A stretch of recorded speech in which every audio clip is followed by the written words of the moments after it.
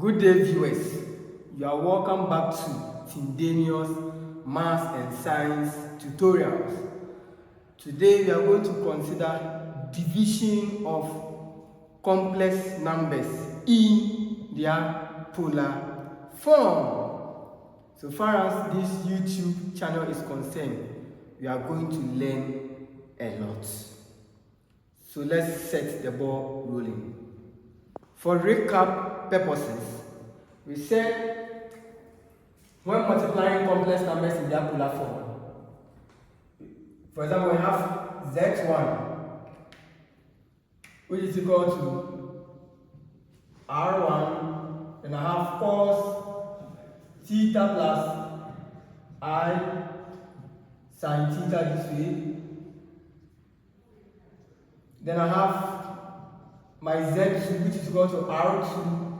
I have cos theta 2 plus I sin theta 2 this way. We said for multiplication, you multiply their modules, right? r1, r2. Then you take cos of, then you just add the argument, okay? 1 then to 2, okay? So you have theta 1 plus theta 2. We know that addition is commutative, okay? So either theta 2 plus theta 1. But it's always advisable to take it from this perspective. Theta 1 then plus theta 2. Because when you get to the quotient of these two numbers, the order really matters. So it's very advisable to picture it this way. Then plus I sin, then I have theta 1, then plus theta 2. So multiplication goes with what? With addition. And for division, we have z1 equals r1, then cos theta 1, then plus I sin theta 1. And have complex number z2, which is equal to r2, then I have cos theta 2, then plus I, then I have sin theta 2 this way. Because you are dealing with division, you will take quotient of those complex numbers z1 and z2. So the division becomes z1 over z2, okay, because we are dividing those complex numbers. So I have z1 then over what? Over my z2, which is equal to r1, then over what? Over my r2. Then I have this cos, then division goes with subtraction. So I have theta 1, then minus theta 2, then plus I sin, I have theta 1 minus theta 2.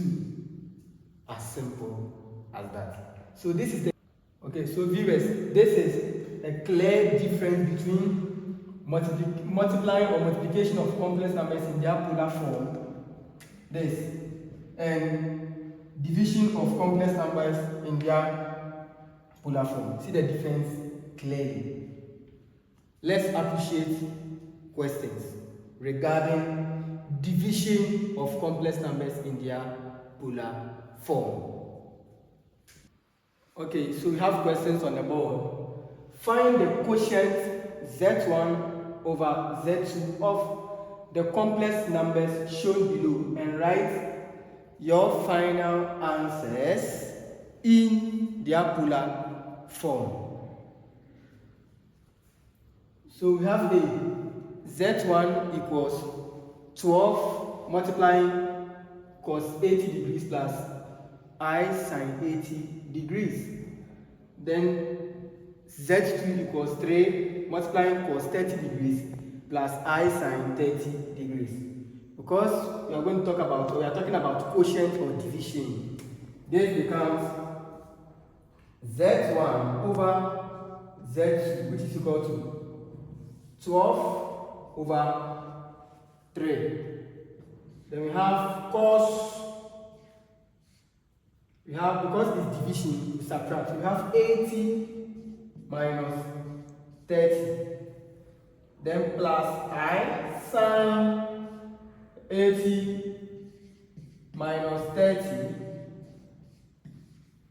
So I have z1 over z2 to equal to, I have 4, and I have cos 50 degrees plus I sine what? 50 degrees.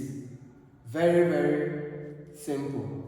Let's consider the last part of this question to end everything under division of complex numbers in polar form. Z1 is equals this and Z2 equals this. We want to find for Z1 over Z2, okay?